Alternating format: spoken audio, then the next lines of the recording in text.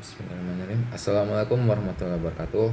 Selamat pagi, siang maupun malam saya ucapkan kepada Bapak dosen pengampu mata kuliah Ekonomi Syariah kelas 6B serta rekan-rekan mahasiswa sekalian yang saya banggakan.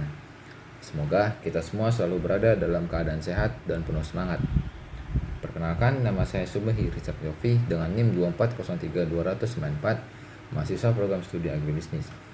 Dan pada kesempatan yang berharga ini, saya hadir melalui tayangan video ini untuk memaparkan hasil kajian serta analisis mandiri yang telah saya susun dengan sungguh-sungguh pada pertemuan ketiga. Pembuatan video ini ditujukan utama untuk memenuhi tugas akademik dalam mata kuliah Ekonomi Syariah. Namun, lebih dari sekedar pemenuhan kewajiban, topik yang akan saya angkat kali ini merupakan sebuah refleksi mendalam mengenai bagaimana pilar-pilar ekonomi Islam universal dapat hadir sebagai solusi nyata di tengah dinamika keuangan global modern. Dalam beberapa menit ke depan, kita akan membedah bersama bagaimana penerapan prinsip keadilan, pemerataan kesejahteraan melalui maslahah serta komitmen untuk menjauhi praktik ribawi dapat diimplementasikan secara konkret, baik dalam skala makro maupun dalam skala aktivitas bisnis sehari-hari. Saya sangat berharap bahwa apa yang saya urai dan bagikan dalam video ini tidak hanya menjadi sekedar paparan materi searah, melainkan mampu memberikan sudut pandang baru, memperkaya khazanah keilmuan kita, serta memantik pemikiran kritis yang dapat kita diskusikan lebih lanjut di ruang kelas nanti. Tanpa mengulur waktu lebih lama lagi, mari kita buka lembaran pembahasan ini dengan meninjau secara seksama latar belakang dan kondisi fundamental yang menjadi titik tolak dari seluruh analisis saya. Latar belakang. Dinamika perekonomian global dalam beberapa dekade terakhir telah menunjukkan pencapaian material yang sangat luar biasa. Kemajuan teknologi, integrasi pasar internasional, dan inovasi instrumen keuangan telah mendorong pertumbuhan produk domestik bruto di berbagai belahan dunia. Namun, di balik gemerlap pencapaian angka-angka statistik tersebut, potret perekonomian modern saat ini sebenarnya sedang menyimpan kerapuhan sistem yang sangat mengkhawatirkan. Sistem ekonomi konvensional yang mendominasi dunia hari ini, yang sebagian besar berakar pada filosofi kapitalisme sekuler dan materialisme, lambat laun mulai menampakkan keterbatasan dasarnya dalam menyelesaikan persoalan kemanusiaan yang paling mendasar. Salah satu implikasi paling nyata dari penerapan sistem ekonomi konvensional adalah terjadinya ketimpangan distribusi kekayaan yang sangat ekstrim. Ketika arus utama ekonomi memosisikan maksimisasi keuntungan individu sebagai tujuan tertinggi, akumulasi modal secara alamiah akan cenderung memusat pada segelintir pihak yang memiliki akses terhadap sumber daya dan teknologi. Fenomena ini menciptakan jurang pemisah yang semakin lebar antara kelompok pemilik modal di puncak piramida sosial dengan mayoritas masyarakat di lapisan bawah yang terus berjuang di garis kemiskinan. Keadilan sosial yang seringkali dijanjikan oleh mekanisme pasar bebas tampaknya kian jauh dari realitas karena pasar tanpa kendali modal cenderung mengabaikan mereka yang lemah dan tidak memiliki daya saing finansial. Di samping masalah ketimpangan sosial, dunia juga terus dihantui oleh siklus krisis keuangan global yang terjadi secara berulang dan semakin destruktif. Akar dari ketidakstabilan makroekonomi ini tidak lain disebabkan oleh terjadinya pemisahan yang sangat masif antara sektor keuangan dengan sektor real. Dalam sistem konvensional, uang telah dialihfungsikan dari sekedar alat tukar menjadi sebuah komoditas komersial yang diperjualbelikan melalui instrumen bunga dan spekulasi tingkat tinggi di pasar derivatif. Pertumbuhan sektor finansial yang bergerak ratusan kali lebih cepat daripada produksi barang dan jasa yang nyata di lapangan telah menciptakan ekonomi gelembung atau bubble ekonomi. Ketika ekspektasi spekulatif tersebut tidak lagi mampu ditopang oleh realitas sektor real, gelembung itu pecah dan memicu guncangan ekonomi hebat yang dampaknya harus ditangguh oleh masyarakat luas yang bahkan tidak pernah ikut menikmati keuntungan spekulasi tersebut. Persoalan ini semakin diperparah oleh krisis ekologi global akibat keserakahan aktivitas industri. Pandangan dunia ekonomi konvensional yang menganggap bahwa keinginan manusia tidak terbatas sementara sumber daya alam terbatas, telah mendorong timbulnya perilaku eksploitatif yang destruktif terhadap lingkungan hidup. Bumi tidak lagi dipandang sebagai sebuah ekosistem yang harus dijaga keseimbangannya untuk generasi masa depan, melainkan sekedar sebagai gudang bahan baku murah yang harus dikuras habis demi mengajar pertumbuhan ekonomi jangka pendek. Akibatnya, perubahan iklim, pencemaran lingkungan, dan kerusakan habitat alam menjadi ongkos mahal yang harus dibayar oleh peradaban manusia modern. Melihat berbagai paradoks dan kerusakan yang ditimbulkan oleh arus utama ekonomi tersebut, para pemikir akademis dan praktisi di seluruh dunia mulai menyadari adanya kebutuhan yang sangat mendesak terhadap sebuah alternatif sistem baru yang lebih berkeadilan, stabil, dan manusiawi. Disinilah ekonomi syariah hadir, bukan hanya sebatas sebagai alternatif teknis operasional perbankan semata, melainkan sebagai sebuah tawaran dekonstruksi dan rekonstruksi radikal terhadap seluruh tatanan filosofis ekonomi dunia. Ekonomi syariah membawa sebuah paradigma baru yang menempatkan nilai-nilai ketuhanan, keadilan, transendental, dan etika moral sebagai pusat dari seluruh aktivitas produksi, konsumsi, dan distribusi. Namun, tantangan terbesar dalam pengembangan ekonomi syariah saat ini adalah masih kuatnya reduksi pemahaman di tengah masyarakat.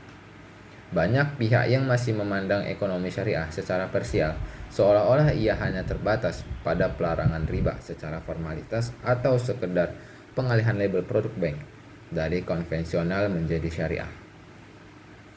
Pemahaman yang sempit dan teknis ini seringkali mengabaikan fondasi filosofis, metodologi keilmuan, dan rancang bangun arsitektur ekonomi Islam yang sebenarnya sangat komprehensif dan revolusioner jika diterapkan secara menyeluruh. Kegagalan dalam menangkap ruh filosofis ini membuat implementasi ekonomi syariah di lapangan terkadang kehilangan daya dobrak sosialnya dan terjebak dalam pragmatisme pasar.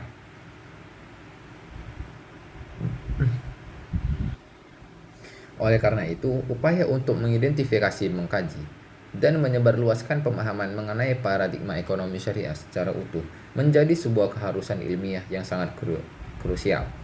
Perlu ada penjelasan yang mendalam dan terstruktur mengenai bagaimana metodologi ekonomi syariah merumuskan pengetahuannya melalui integrasi wahyu dan realitas empiris. Bagaimana rancang dengan bangun strukturnya ditegakkan di atas fondasi akidah dan khilafah, serta bagaimana paradigma ini mampu mengubah orientasi keserakahan individual menjadi kemitraan yang maslahat di sektor real. Melalui rekonstruksi pemahaman inilah ekonomi syariah dapat dipahami bukan lagi sebagai dogma keagamaan yang kaku, melainkan sebagai sebuah solusi peradaban yang mampu menjawab tantangan krisis global, memanusiakan manusia dalam berekonomi, serta membawa rahmat dan kesejahteraan yang hakiki bagi seluruh alam semesta.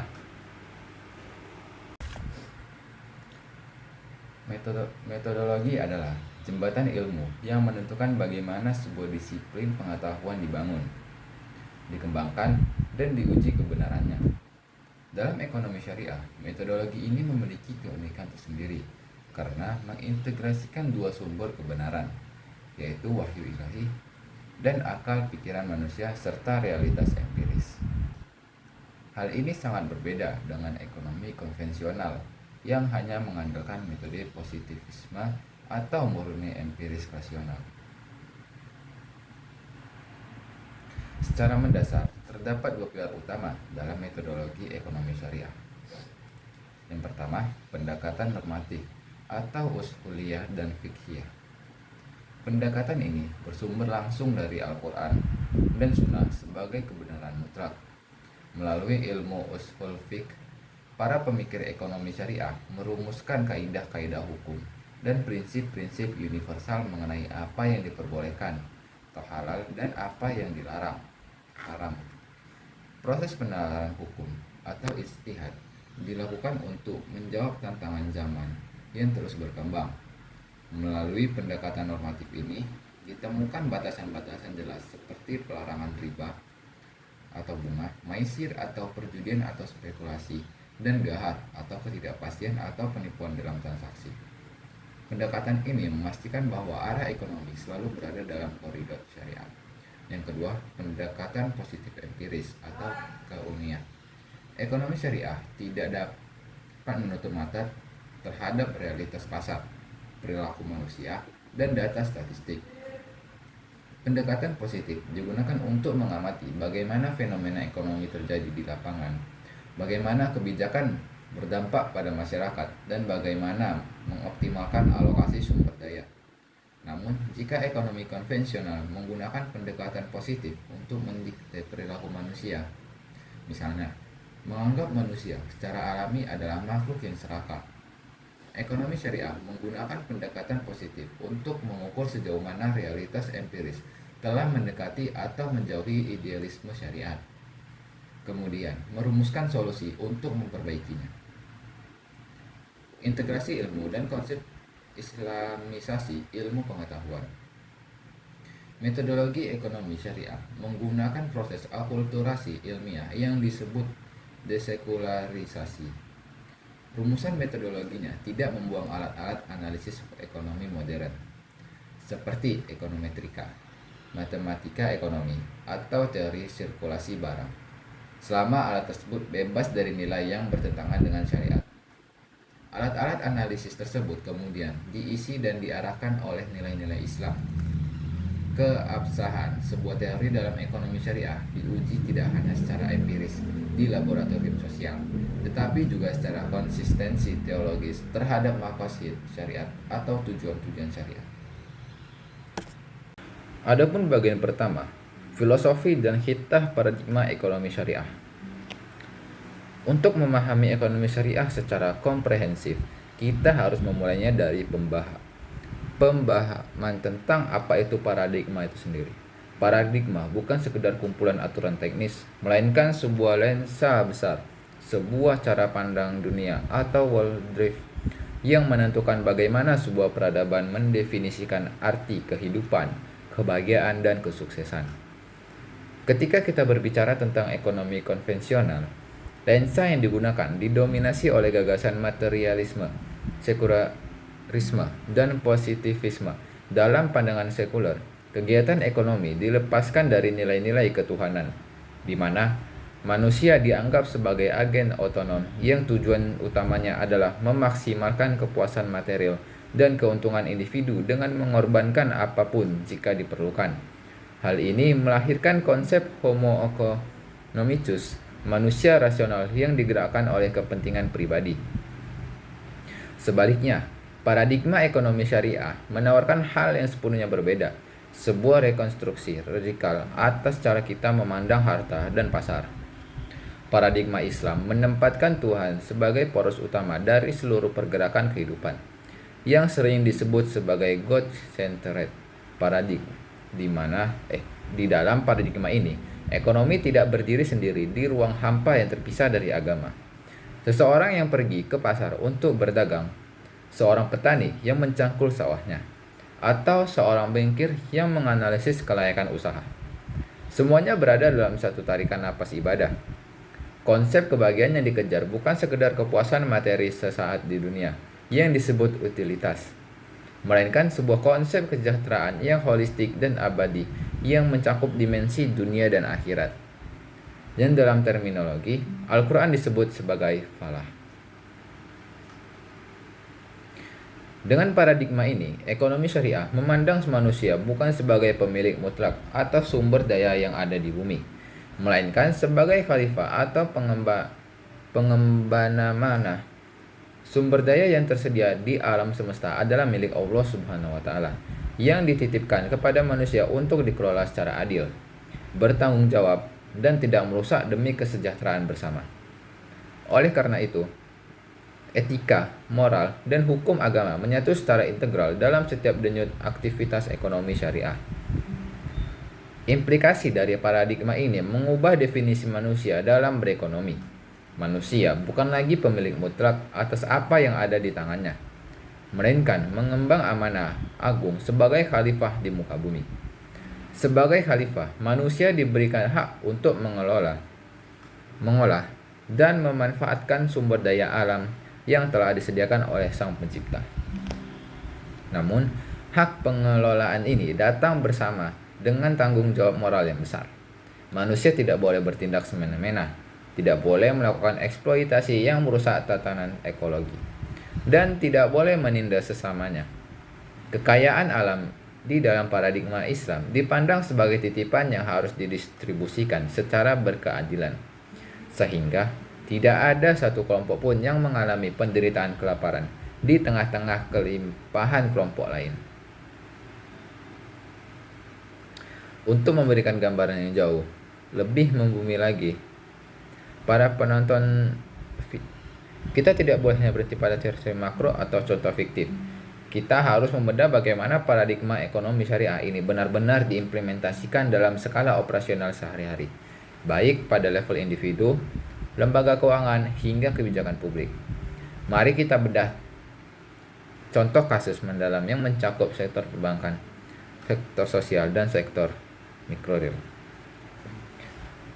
Adapun satu contoh kasus eksploratif di sektor perbankan, pembiayaan musyarakah mutanakisah untuk kepemilikan aset. Mari kita ambil contoh yang sangat di kehidupan masyarakat sehari-hari, yaitu kepemilikan tempat tinggal atau rumah.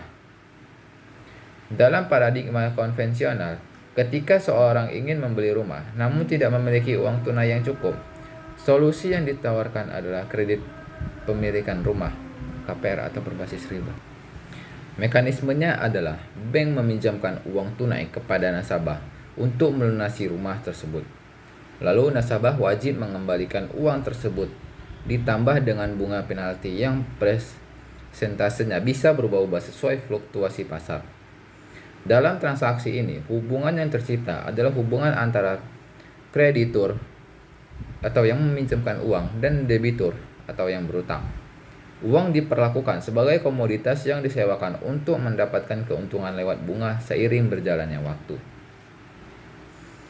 Sekarang mari kita bedah bagaimana paradigma ekonomi syariah menyelesaikan kebutuhan yang sama melalui skema musyarakah mutanakisah atau kepemilikan berkongsi yang menurun. Di sini hubungan antara bank syariah dan nasabah bukanlah hubungan utang piutang uang, melainkan hubungan kemitraan atau kongsi kepemilikan aset. Bayangkan ada seorang nasabah bernama Bapak Ahmad yang ingin membeli sebuah rumah seharga 500 juta rupiah. Karena Bapak Ahmad hanya ingin memiliki uang tunai sebesar 100 juta rupiah, ia datang ke Bank Syariah untuk mengajukan pembiayaan. Dalam skema ini, Bapak Ahmad dan Bank Syariah sepakat untuk melakukan kongsi atau patungan modal untuk membeli rumah tersebut secara bersama-sama dari developer.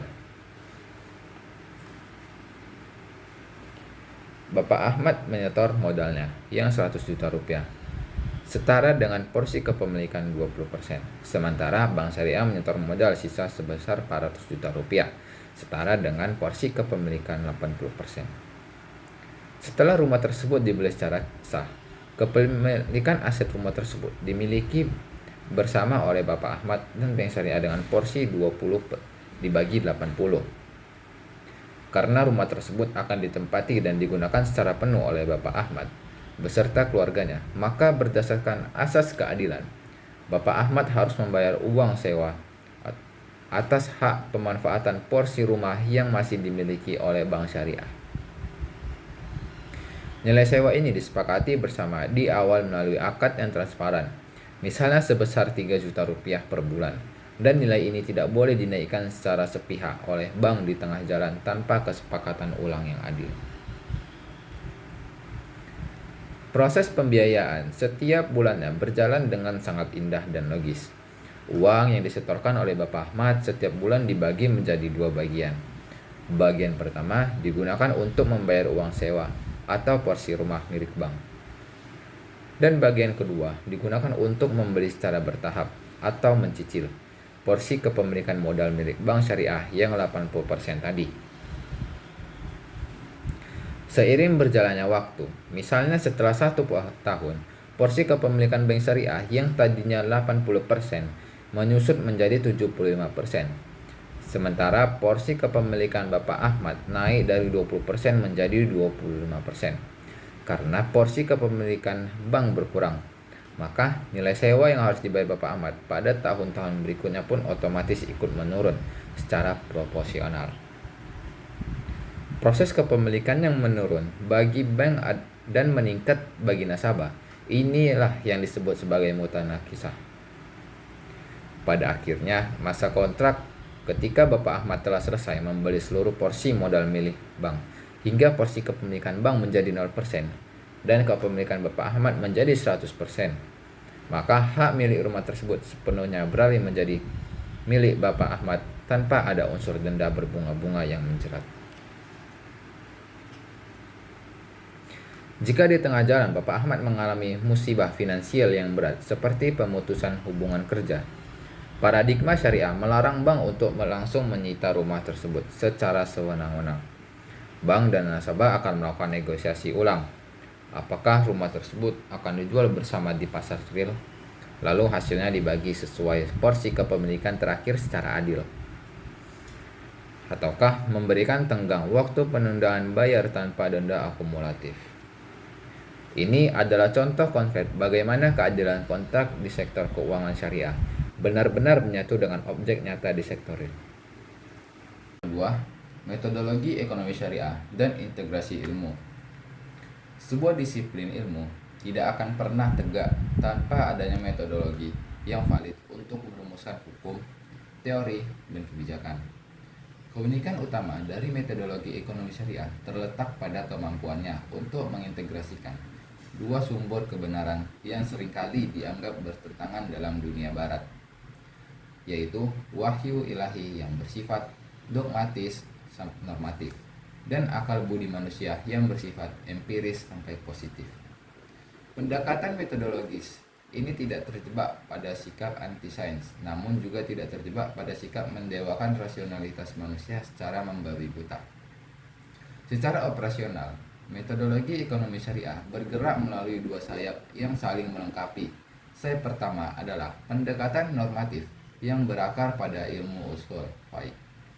Melalui pendekatan ini, para mujtahid dan ahli ekonomi menggali teks-teks suci Al-Quran dan Sunnah untuk menemukan prinsip-prinsip universal dan hukum-hukum absolut. Proses ini memastikan bahwa batasan-batasan moral seperti pelarangan riba, penghapusan spekulasi yang merugikan, dan pelanggaran transaksi yang mengandung penipuan tetap tegak melintasi zaman. Pendekatan normatif menentukan apa yang seharusnya terjadi dalam sebuah perekonomian yang ideal menurut kehendak pencipta. Yang kedua adalah pendekatan positif sampai empiris yang mengamati realitas sosial secara objektif. Ekonomi syariah sangat menghargai data statistik, hukum permintaan dan penawaran, analisis inflasi, serta dampak kebijakan fiskal terhadap daya beli masyarakat. Namun, perbedaan mendasar dengan ekonomi konvensional adalah cara memperlakukan data tersebut. Jika ekonomi konvensional menggunakan pendekatan positif untuk melegitimasi bahwa keserakahan manusia adalah sifat alamiah yang harus difasilitasi oleh pasar, ekonomi syariah menggunakan pendekatan positif untuk melihat seberapa jauh jarak antara realitas sosial di lapangan dengan idealisme yang digariskan oleh wahyu. Ketika terjadi kesenjangan, ilmu ekonomi syariah berfungsi untuk merumuskan kebijakan intervensi guna mengembalikan perekonomian ke jalur kemaslahatan. Sebagai contoh yang konkret, dalam hal metodologi ini, kita melihat bagaimana ekonomi syariah memandang fenomena kemiskinan dan ketimpangan pendapatan di suatu wilayah. Secara normatif, Al-Quran menyatakan dengan tegas bahwa harta tidak boleh hanya berputar di antara orang-orang kaya saja, dan Islam diwajibkan instrumen zakat sebagai solusi. Disinilah metodologi positif masuk mengambil peran. Para peneliti ekonomi syariah akan turun ke lapangan menggunakan alat analisis modern seperti ekonometrika atau survei kuantitatif untuk mengukur indeks kedalaman kemiskinan, menghitung potensi zakat di wilayah tersebut, dan menganalisis efektivitas penyaluran dana zakat oleh lembaga amil. Mereka mengukur apakah dana zakat yang diberikan dalam bentuk modal produktif berhasil menaikkan status mustahik atau penerima zakat menjadi muzakib atau pemberi zakat dalam kurun waktu beberapa tahun. Proses ini menunjukkan bahwa alat analisis kuantitatif konvensional tidak dibuang, melainkan diadopsi dan diisi dengan ruh serta nilai-nilai syariah untuk mencapai tujuan-tujuan yang luhur. Rancangan bangun ekonomi syariah, jika kita mengibaratkan ekonomi syariah sebagai sebuah bangunan atau gedung yang kokoh, maka ia membutuhkan fondasi yang kuat, tiang-tiang penyangga yang kokoh, serta atap yang menaungi seluruh isi bangunan tersebut. Rancang bangun ini sering digunakan oleh para ulama dan akademisi untuk menggambarkan struktur utuh ekonomi Islam agar tidak dipahami secara parsial. Adapun fondasi bangunan, akidah, syariah, dan akhlak. Fondasi adalah bagian paling dasar yang tidak terlihat dari luar, namun menentukan kekuatan seluruh bangunan. Yang pertama, akidah atau tauhid. Ini adalah keyakinan mutlak bahwa Allah Subhanahu wa taala adalah pencipta alam semesta dan penguasa tertinggi. Konsep tauhid memastikan manusia sadar bahwa seluruh harta yang mereka miliki hanyalah titipan yang kelak akan dimintai pertanggungjawaban. Yang kedua ada syariah, merupakan aturan main, hukum, dan regulasi yang mengikat seluruh aktivitas manusia, termasuk dalam bermuamalah atau berbisnis dan berekonomi. Yang ketiga ada akhlak, merupakan pemandu moralitas. Tanpa akhlak, pelaku ekonomi syariah mungkin secara hukum formal sah melakukan suatu transaksi, namun bisa kehilangan ruh keadilannya karena didorong oleh keserakahan atau ketidakpedulian sosial.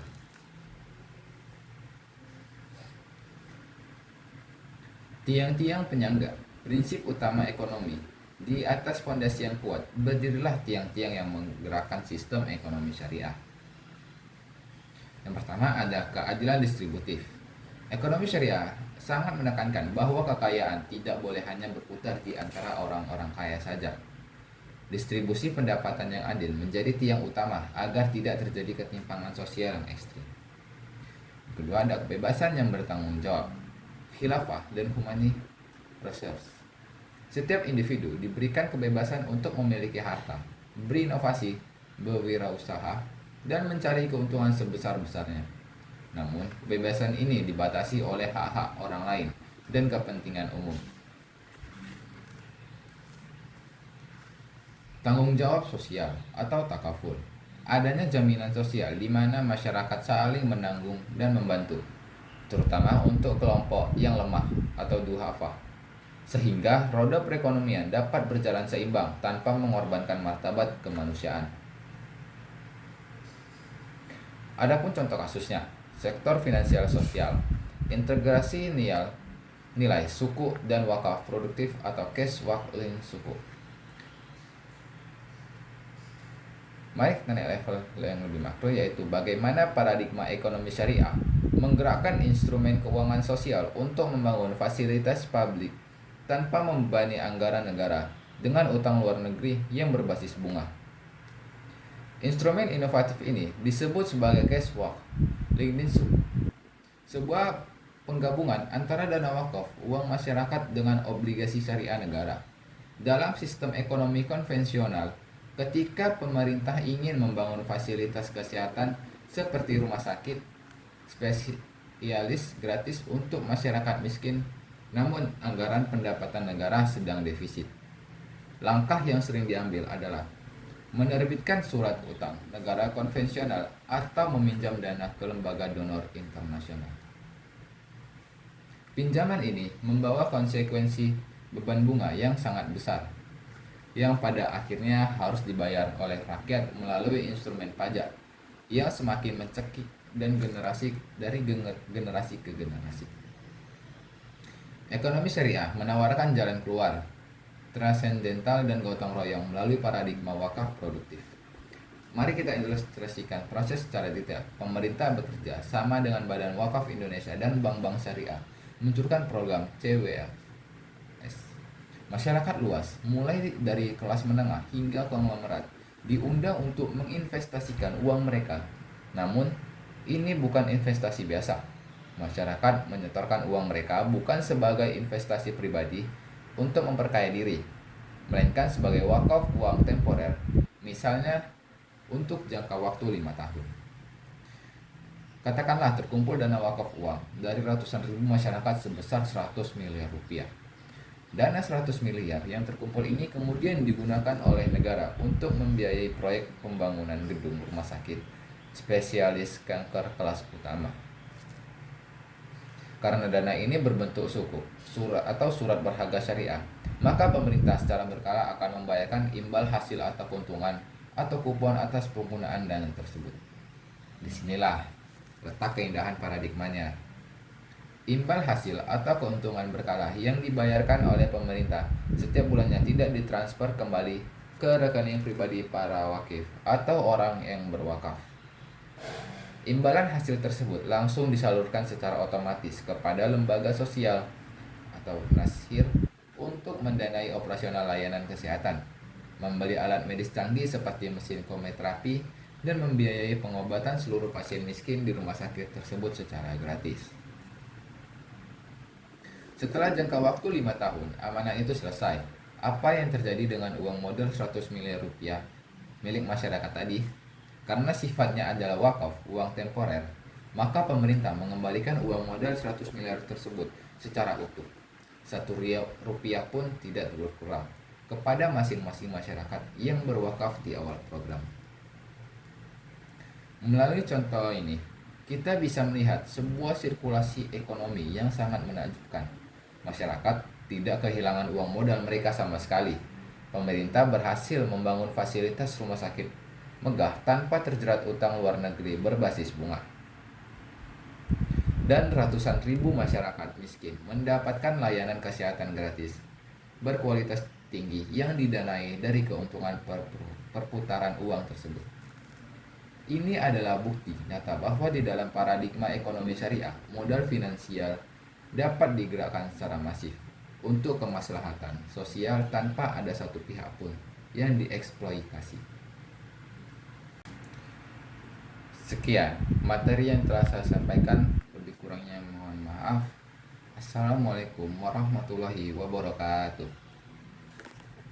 Barang dan jasa yang nyata di lapangan telah menciptakan ekonomi gelembung atau bubble ekonomi.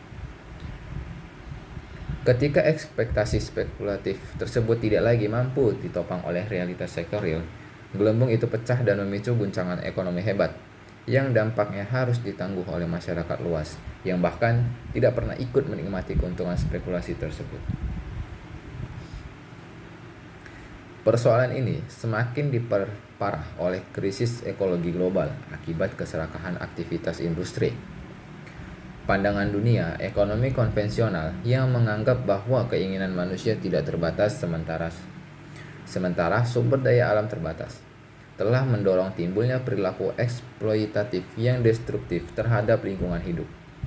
Bumi tidak lagi dipandang sebagai sebuah ekosistem yang harus dijaga keseimbangannya untuk generasi masa depan, melainkan sekedar sebagai gudang bahan baku murah yang harus dikuras habis demi mengajar pertumbuhan ekonomi jangka pendek. Akibatnya, perubahan iklim, pencemaran lingkungan, dan kerusakan habitat alam menjadi ongkos mahal yang harus dibayar oleh peradaban manusia modern. Melihat berbagai paradoks dan kerusakan yang ditimbulkan oleh arus utama ekonomi tersebut, para pemikir akademis dan praktisi di seluruh dunia mulai menyadari adanya kebutuhan yang sangat mendesak terhadap sebuah alternatif sistem baru yang lebih berkeadilan, stabil, dan manusiawi. Disinilah ekonomi syariah hadir, bukan hanya sebatas sebagai alternatif teknis operasional perbankan semata, melainkan sebagai sebuah tawaran dekonstruksi dan rekonstruksi radikal terhadap seluruh tatanan filosofis ekonomi dunia. Ekonomi syariah membawa sebuah paradigma baru yang menempatkan nilai-nilai ketuhanan, keadilan, transendental, dan etika moral sebagai pusat dari seluruh aktivitas produksi, konsumsi, dan distribusi. Namun, tantangan terbesar dalam pengembangan ekonomi syariah saat ini adalah masih kuatnya reduksi pemahaman di tengah masyarakat.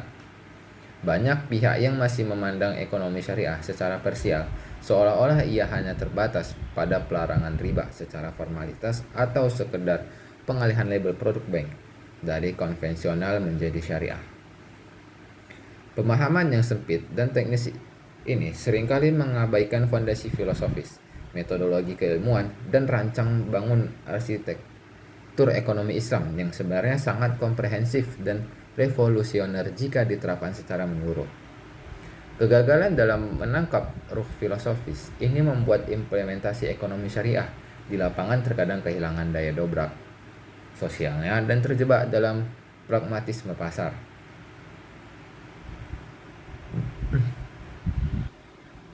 Oleh karena itu, upaya untuk mengidentifikasi, mengkaji, dan menyebarluaskan pemahaman mengenai paradigma ekonomi syariah secara utuh menjadi sebuah keharusan ilmiah yang sangat krusial.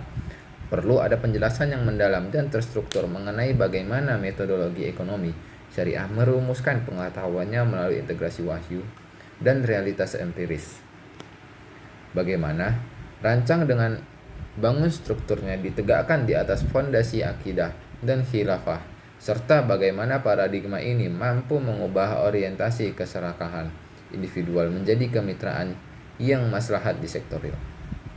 Melalui rekonstruksi pemahaman inilah ekonomi syariah dapat dipahami bukan lagi sebagai dogma keagamaan yang kaku, melainkan sebagai sebuah solusi peradaban yang mampu menjawab tantangan krisis global, memanusiakan manusia dalam berekonomi, serta membawa rahmat dan kesejahteraan yang hakiki bagi seluruh alam semesta.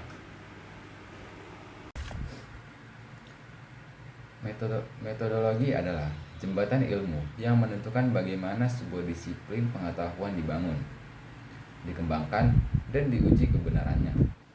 Dalam ekonomi syariah, metodologi ini memiliki keunikan tersendiri karena mengintegrasikan dua sumber kebenaran, yaitu wahyu ilahi dan akal pikiran manusia serta realitas empiris. Hal ini sangat berbeda dengan ekonomi konvensional yang hanya mengandalkan metode positivisme atau murni empiris rasional. Secara mendasar, terdapat dua pilar utama dalam metodologi ekonomi syariah. Yang pertama, pendekatan normatif atau usuliyah dan fiqhiyah. Pendekatan ini bersumber langsung dari Al-Quran dan Sunnah sebagai kebenaran mutlak.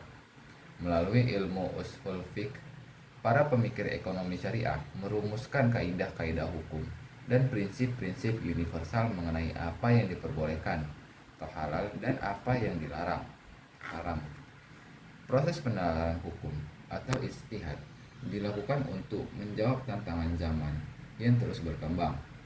Melalui pendekatan normatif ini ditemukan batasan-batasan jelas seperti pelarangan riba atau bunga, maisir atau perjudian atau spekulasi, dan gahar atau ketidakpastian atau penipuan dalam transaksi. Pendekatan ini memastikan bahwa arah ekonomi selalu berada dalam koridor syariat. Yang kedua, pendekatan positif empiris atau keilmiah. Ekonomi syariah tidak dapat menutup mata terhadap realitas pasar, perilaku manusia, dan data statistik. Pendekatan positif digunakan untuk mengamati bagaimana fenomena ekonomi terjadi di lapangan, bagaimana kebijakan berdampak pada masyarakat, dan bagaimana mengoptimalkan alokasi sumber daya. Namun, jika ekonomi konvensional menggunakan pendekatan positif untuk mendikte perilaku manusia, misalnya, menganggap manusia secara alami adalah makhluk yang serakah, ekonomi syariah menggunakan pendekatan positif untuk mengukur sejauh mana realitas empiris telah mendekati atau menjauhi idealisme syariat, kemudian merumuskan solusi untuk memperbaikinya. Integrasi ilmu dan konsep islamisasi ilmu pengetahuan. Metodologi ekonomi syariah menggunakan proses akulturasi ilmiah yang disebut desekularisasi. Rumusan metodologinya tidak membuang alat-alat analisis ekonomi modern seperti ekonometrika, matematika ekonomi, atau teori sirkulasi barang. selama alat tersebut bebas dari nilai yang bertentangan dengan syariat. Alat-alat analisis tersebut kemudian diisi dan diarahkan oleh nilai-nilai Islam. Keabsahan sebuah teori dalam ekonomi syariah diuji tidak hanya secara empiris di laboratorium sosial, tetapi juga secara konsistensi teologis terhadap maqasid syariat atau tujuan-tujuan syariat. Adapun bagian pertama, filosofi dan hitah paradigma ekonomi syariah. Untuk memahami ekonomi syariah secara komprehensif, kita harus memulainya dari pemahaman tentang apa itu paradigma itu sendiri. Paradigma bukan sekedar kumpulan aturan teknis, melainkan sebuah lensa besar, sebuah cara pandang dunia atau worldview yang menentukan bagaimana sebuah peradaban mendefinisikan arti kehidupan, kebahagiaan, dan kesuksesan. Ketika kita berbicara tentang ekonomi konvensional, lensa yang digunakan didominasi oleh gagasan materialisme, sekularisme, dan positivisme. Dalam pandangan sekuler, kegiatan ekonomi dilepaskan dari nilai-nilai ketuhanan, di mana manusia dianggap sebagai agen otonom yang tujuan utamanya adalah memaksimalkan kepuasan material dan keuntungan individu dengan mengorbankan apapun jika diperlukan. Hal ini melahirkan konsep homo economicus, manusia rasional yang digerakkan oleh kepentingan pribadi. Sebaliknya, paradigma ekonomi syariah menawarkan hal yang sepenuhnya berbeda, sebuah rekonstruksi radikal atas cara kita memandang harta dan pasar. Paradigma Islam menempatkan Tuhan sebagai poros utama dari seluruh pergerakan kehidupan, yang sering disebut sebagai God-centered paradigm, di dalam paradigma ini, ekonomi tidak berdiri sendiri di ruang hampa yang terpisah dari agama. Seseorang yang pergi ke pasar untuk berdagang, seorang petani yang mencangkul sawahnya, atau seorang bankir yang menganalisis kelayakan usaha. Semuanya berada dalam satu tarikan napas ibadah. Konsep kebahagiaan yang dikejar bukan sekedar kepuasan materi sesaat di dunia yang disebut utilitas, melainkan sebuah konsep kesejahteraan yang holistik dan abadi yang mencakup dimensi dunia dan akhirat, yang dalam terminologi Al-Quran disebut sebagai falah. Dengan paradigma ini, ekonomi syariah memandang manusia bukan sebagai pemilik mutlak atas sumber daya yang ada di bumi, melainkan sebagai khalifah atau pengembana mana. Sumber daya yang tersedia di alam semesta adalah milik Allah Subhanahu wa Ta'ala, yang dititipkan kepada manusia untuk dikelola secara adil, bertanggung jawab, dan tidak merusak demi kesejahteraan bersama. Oleh karena itu, etika, moral, dan hukum agama menyatu secara integral dalam setiap denyut aktivitas ekonomi syariah. Implikasi dari paradigma ini mengubah definisi manusia dalam berekonomi. Manusia bukan lagi pemilik mutlak atas apa yang ada di tangannya, melainkan mengemban amanah agung sebagai khalifah di muka bumi. Sebagai khalifah, manusia diberikan hak untuk mengolah, dan memanfaatkan sumber daya alam yang telah disediakan oleh Sang Pencipta. Namun, hak pengelolaan ini datang bersama dengan tanggung jawab moral yang besar. Manusia tidak boleh bertindak semena-mena, tidak boleh melakukan eksploitasi yang merusak tatanan ekologi, dan tidak boleh menindas sesamanya. Kekayaan alam di dalam paradigma Islam dipandang sebagai titipan yang harus didistribusikan secara berkeadilan, sehingga tidak ada satu kelompok pun yang mengalami penderitaan kelaparan di tengah-tengah kelimpahan kelompok lain. Untuk memberikan gambaran yang jauh lebih membumi lagi, para penonton, kita tidak boleh hanya berhenti pada teori makro atau contoh fiktif. Kita harus membedah bagaimana paradigma ekonomi syariah ini benar-benar diimplementasikan dalam skala operasional sehari-hari, baik pada level individu, lembaga keuangan, hingga kebijakan publik. Mari kita bedah contoh kasus mendalam yang mencakup sektor perbankan, sektor sosial, dan sektor mikroreal. Adapun suatu contoh kasus eksploratif di sektor perbankan, pembiayaan musyarakah mutanakisah untuk kepemilikan aset. Mari kita ambil contoh yang sangat di kehidupan masyarakat sehari-hari. yaitu kepemilikan tempat tinggal atau rumah. Dalam paradigma konvensional, ketika seorang ingin membeli rumah namun tidak memiliki uang tunai yang cukup, solusi yang ditawarkan adalah kredit pemilikan rumah (KPR) atau berbasis riba. Mekanismenya adalah bank meminjamkan uang tunai kepada nasabah untuk melunasi rumah tersebut. Lalu nasabah wajib mengembalikan uang tersebut ditambah dengan bunga penalti yang persentasenya bisa berubah-ubah sesuai fluktuasi pasar. Dalam transaksi ini, hubungan yang tercipta adalah hubungan antara kreditur atau yang meminjamkan uang dan debitur atau yang berutang. Uang diperlakukan sebagai komoditas yang disewakan untuk mendapatkan keuntungan lewat bunga seiring berjalannya waktu. Sekarang, mari kita bedah bagaimana paradigma ekonomi syariah menyelesaikan kebutuhan yang sama melalui skema musyarakah mutanakisah atau kepemilikan berkongsi yang menurun. Di sini hubungan antara bank syariah dan nasabah bukanlah hubungan utang piutang uang, melainkan hubungan kemitraan atau kongsi kepemilikan aset. Bayangkan, ada seorang nasabah bernama Bapak Ahmad yang ingin membeli sebuah rumah seharga 500 juta rupiah. Karena Bapak Ahmad hanya ingin memiliki uang tunai sebesar 100 juta rupiah, ia datang ke Bank Syariah untuk mengajukan pembiayaan. Dalam skema ini, Bapak Ahmad dan Bank Syariah sepakat untuk melakukan kongsi atau patungan modal untuk membeli rumah tersebut secara bersama-sama dari developer. Bapak Ahmad menyetor modalnya yang 100 juta rupiah, setara dengan porsi kepemilikan 20%. Sementara Bank Syariah menyetor modal sisa sebesar 400 juta rupiah, setara dengan porsi kepemilikan 80%. Setelah rumah tersebut dibeli secara sah, kepemilikan aset rumah tersebut dimiliki bersama oleh Bapak Ahmad dan Bank Syariah dengan porsi 20 dibagi 80. Karena rumah tersebut akan ditempati dan digunakan secara penuh oleh Bapak Ahmad beserta keluarganya, maka berdasarkan asas keadilan, Bapak Ahmad harus membayar uang sewa atas hak pemanfaatan porsi rumah yang masih dimiliki oleh Bank Syariah. Nilai sewa ini disepakati bersama di awal melalui akad yang transparan, misalnya sebesar 3 juta rupiah per bulan, dan nilai ini tidak boleh dinaikkan secara sepihak oleh bank di tengah jalan tanpa kesepakatan ulang yang adil.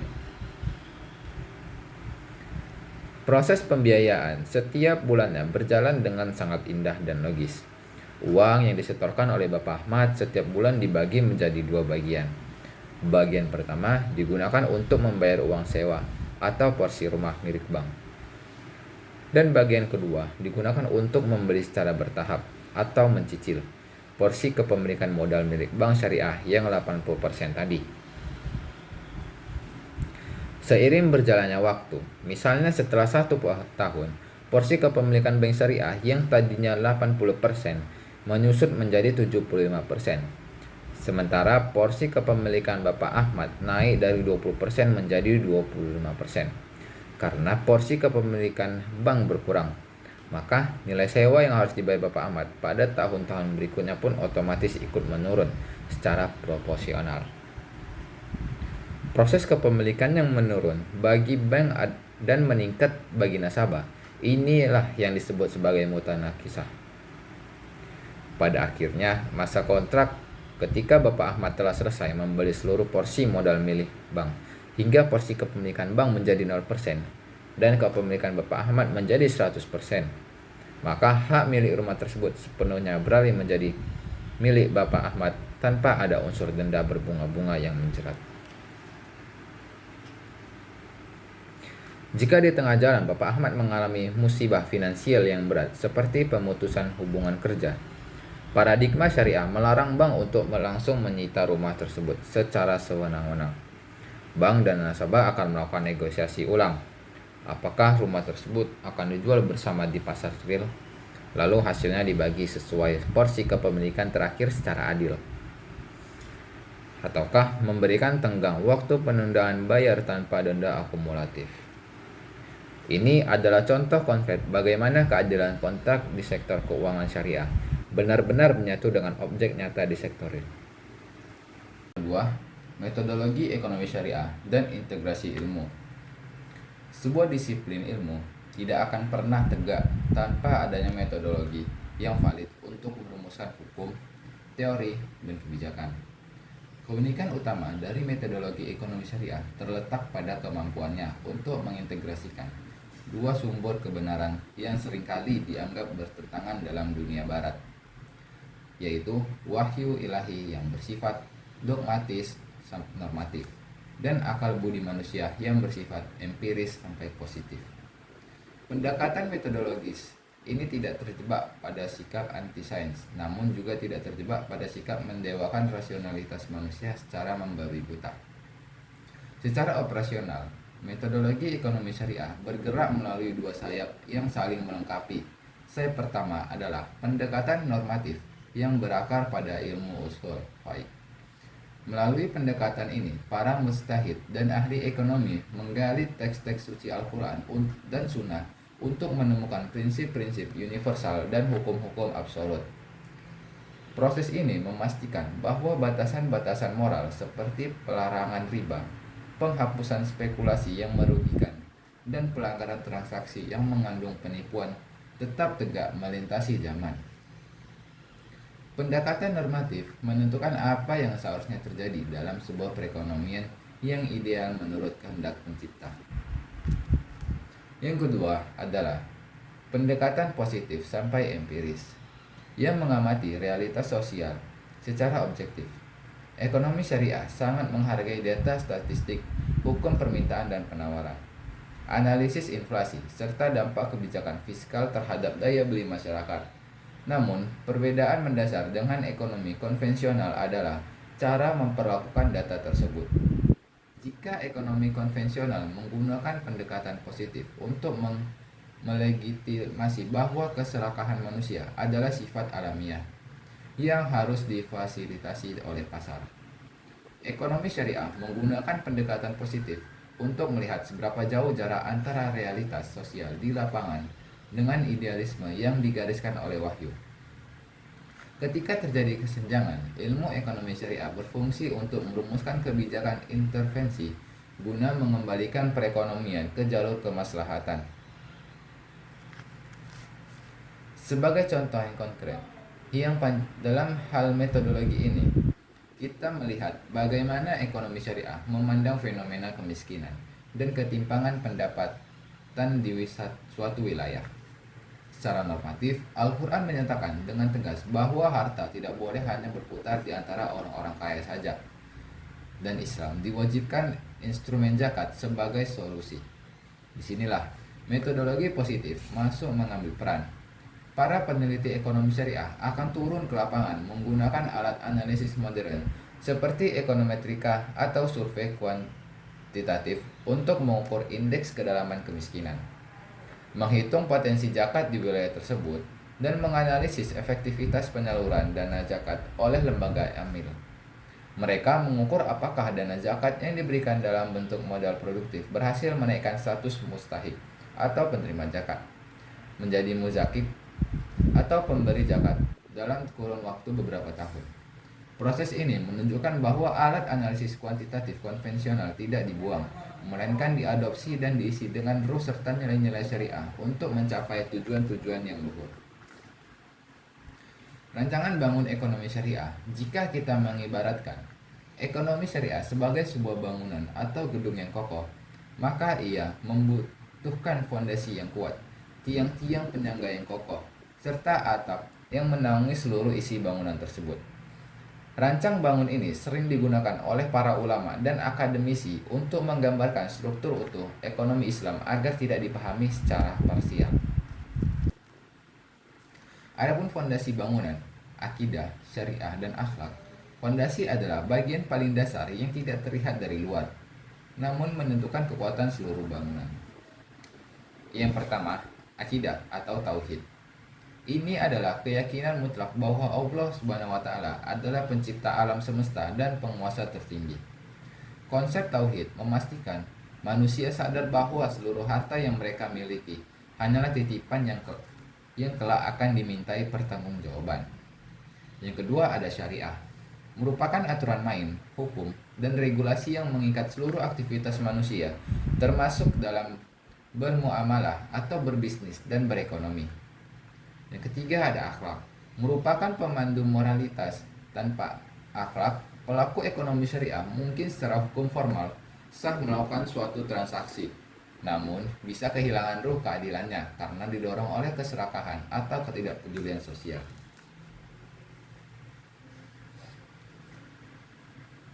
Tiang-tiang penyangga, prinsip utama ekonomi. Di atas fondasi yang kuat, berdirilah tiang-tiang yang menggerakkan sistem ekonomi syariah. Yang pertama ada keadilan distributif.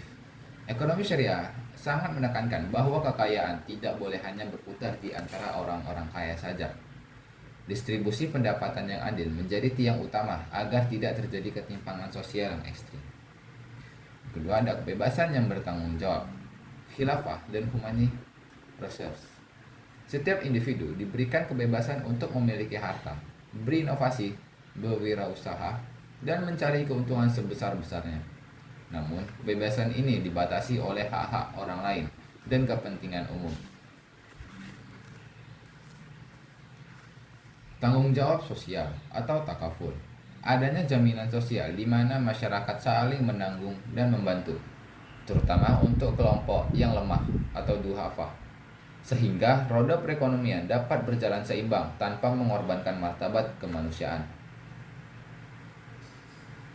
Adapun contoh kasusnya, sektor finansial sosial, integrasi nilai suku dan wakaf produktif atau cash wakling suku.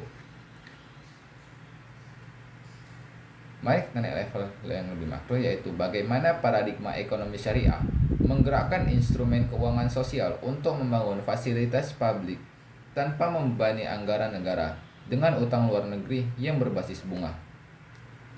Instrumen inovatif ini disebut sebagai cash wakling suku, sebuah penggabungan antara dana wakaf, uang masyarakat dengan obligasi syariah negara. Dalam sistem ekonomi konvensional, ketika pemerintah ingin membangun fasilitas kesehatan seperti rumah sakit spesialis gratis untuk masyarakat miskin, namun anggaran pendapatan negara sedang defisit, langkah yang sering diambil adalah menerbitkan surat utang negara konvensional atau meminjam dana ke lembaga donor internasional. Pinjaman ini membawa konsekuensi beban bunga yang sangat besar, yang pada akhirnya harus dibayar oleh rakyat melalui instrumen pajak yang semakin mencekik dan dari generasi ke generasi. Ekonomi syariah menawarkan jalan keluar transendental dan gotong royong melalui paradigma wakaf produktif. Mari kita ilustrasikan proses secara detail. Pemerintah bekerja sama dengan Badan Wakaf Indonesia dan bank-bank syariah meluncurkan program CWLS. Masyarakat luas, mulai dari kelas menengah hingga konglomerat, diundang untuk menginvestasikan uang mereka. Namun, ini bukan investasi biasa. Masyarakat menyetorkan uang mereka bukan sebagai investasi pribadi untuk memperkaya diri, melainkan sebagai wakaf uang temporer, misalnya untuk jangka waktu 5 tahun. Katakanlah terkumpul dana wakaf uang dari ratusan ribu masyarakat sebesar 100 miliar rupiah. Dana 100 miliar yang terkumpul ini kemudian digunakan oleh negara untuk membiayai proyek pembangunan gedung rumah sakit spesialis kanker kelas utama.